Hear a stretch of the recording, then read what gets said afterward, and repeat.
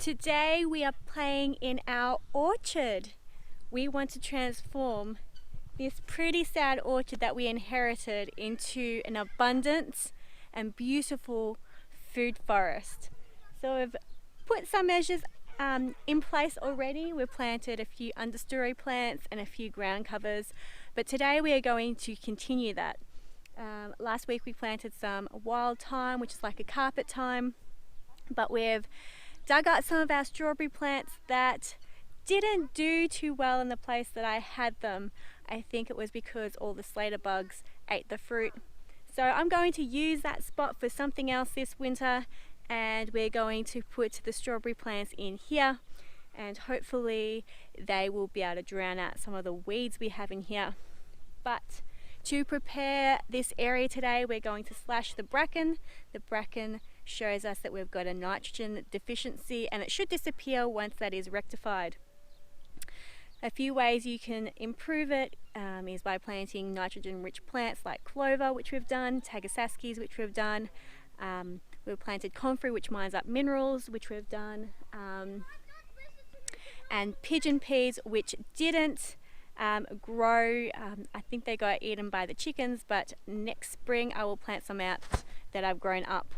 And also slashing them reduces the root kind of system, and it will eventually die out if you keep slashing it over and over again.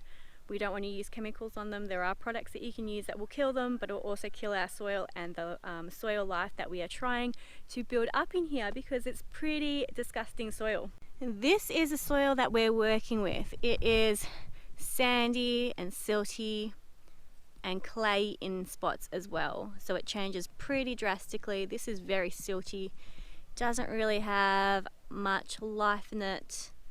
We kind of sing out when we have found a worm because it's fairly exciting. So much better.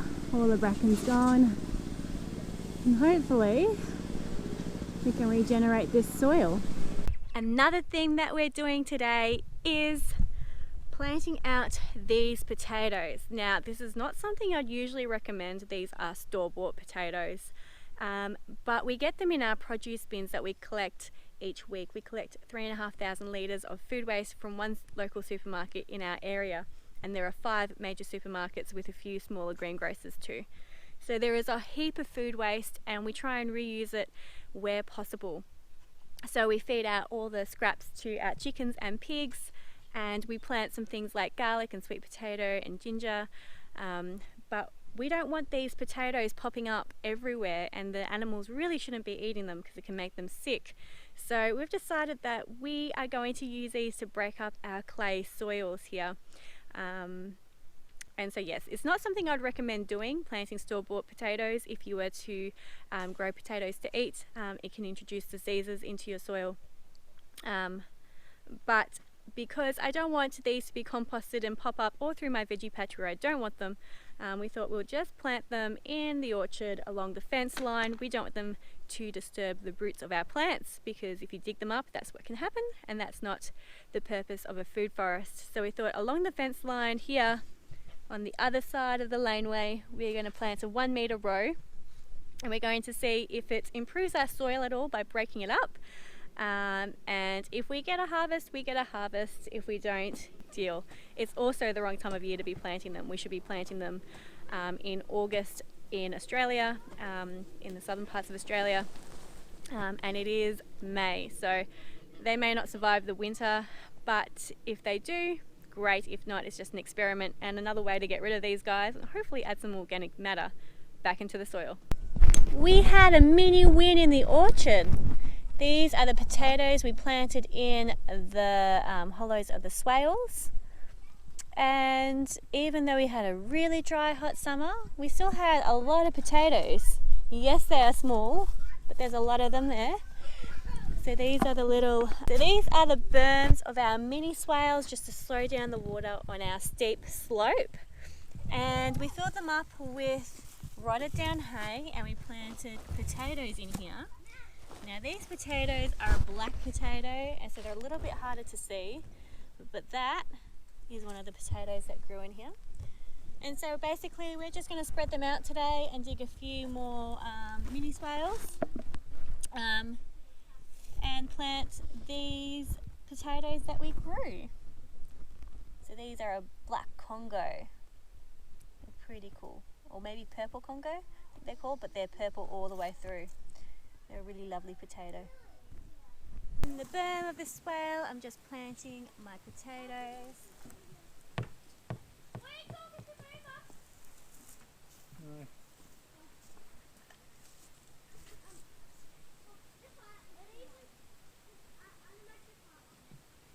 And then I'm going to fill it up with mulch.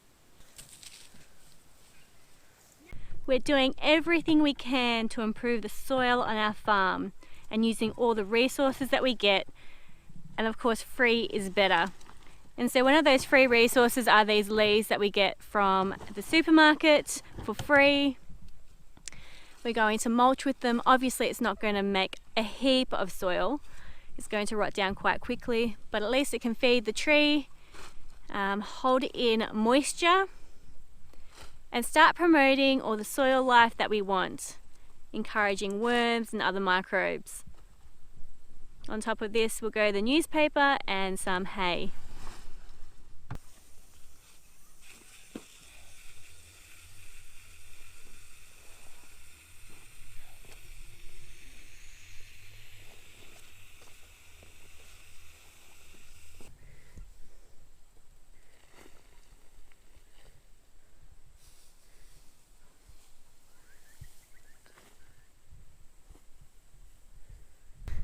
And then we put a layer of newspaper on top and mulch it, just to help drown out all the weeds and to get some soil life happening in here. As you can see, the grass has died here. Still get their roots in there. It's good to leave the roots in because the worms like the roots. But it's starting to moisten up under there. We're starting to get some organic matter happening. So hopefully in years to come this will be beautiful soil and a productive food forest. Just want to show you the difference in soil. So there's a little bit of organic matter here from when we slash, but the ground isn't that soft. Okay, that's about as deep as I can go. Under here with our mulch, if I move it back, move the newspaper back,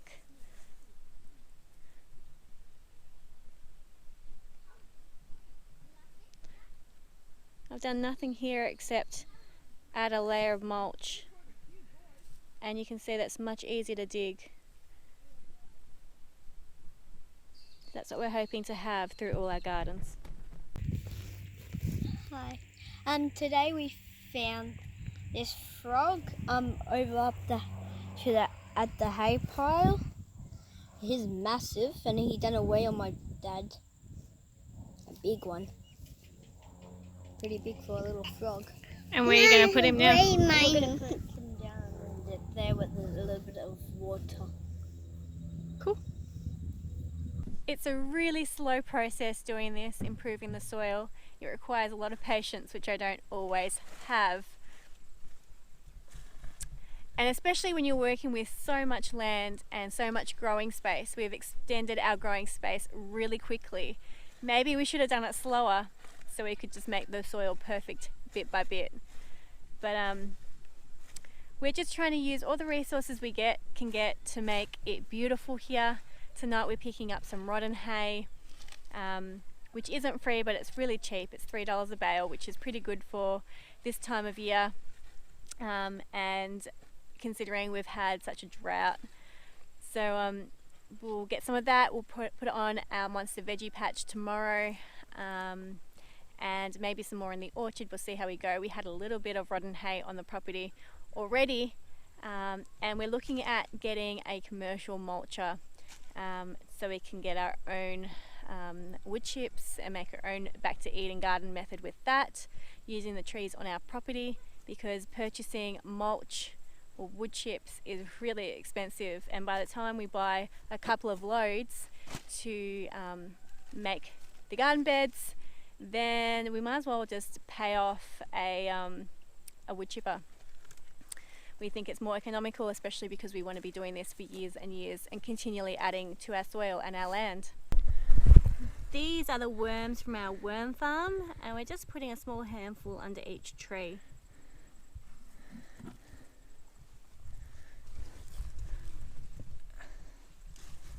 We've got a heap of clover growing through here, but I'm also going to sow these cowpeas or dun peas through here. They will fix nitrogen and add organic matter into the soil. So we'll just slash these when they get about 30 centimeters tall or 1 foot.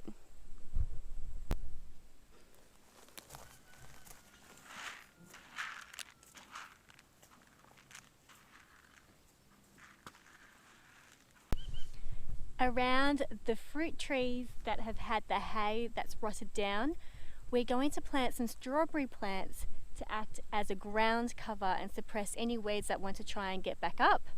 It's not a big deal if we don't harvest any strawberries from this patch. We'll have some strawberries somewhere else for the kids to pick and enjoy.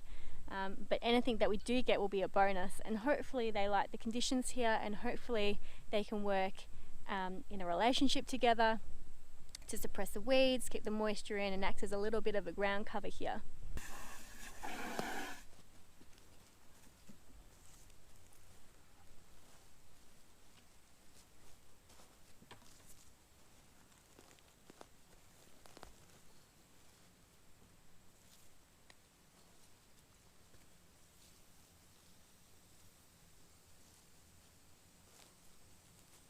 This here is an earth chestnut, and this is another understory plant. So we're going to plant it here to be a bit of a ground cover.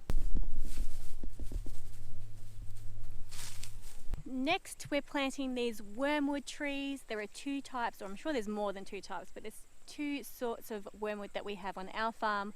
One is a little shrub, and this is a wormwood tree.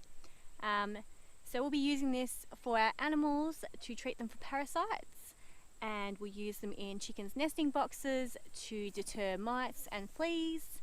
But we're also going to use it as a windbreak here. This wormwood was just a cutting from a tree that we found on our property. Just cut some stems off, as you can see, some stalks, and planted it into the pot, and you can see all the nice healthy growth on it. And we'll check out the roots that's grown.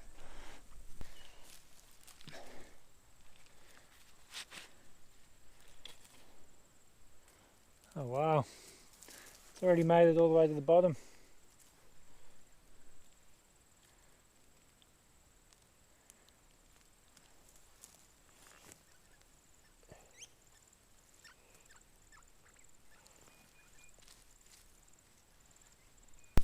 So that's our day done today. We've got to take the boys to swimming lessons, and then afterwards we're going to pick up 20 bales of hay, which is perfect for doing stuff like this with.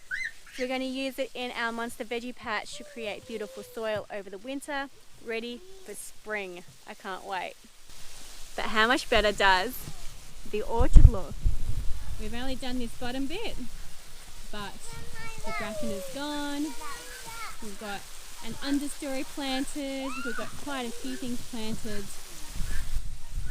And on Sunday, we plan on going to a food forest nursery to pick up a few more plants to fill this out, so the roots can establish over winter, and in spring with the new warmth and rain, we'll have beautiful flourishes of growth ready for summer. Can't wait. We're really looking forward to the new spring.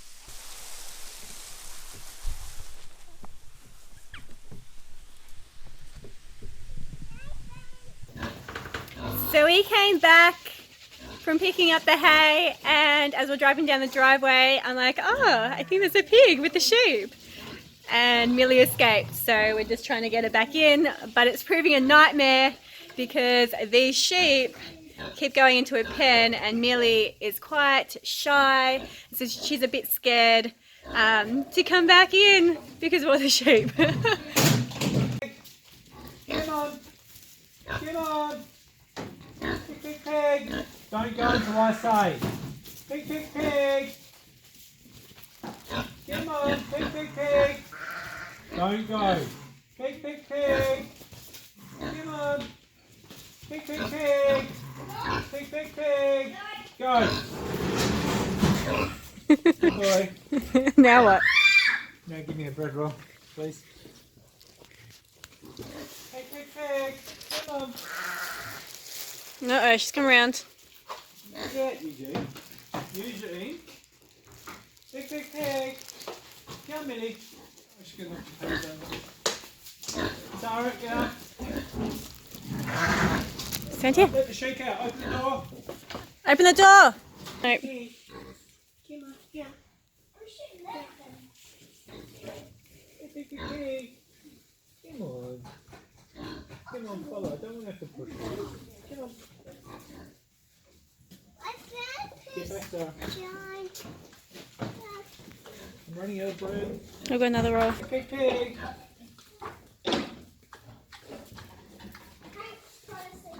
Another roll. Pig, pig, pig. Come on. Come on. Come. Oh, come on. Come on. Yeah. Okay, you can have the whole thing if you come in. Good girl. And Susie. I'll get out of it. Yeah, I would.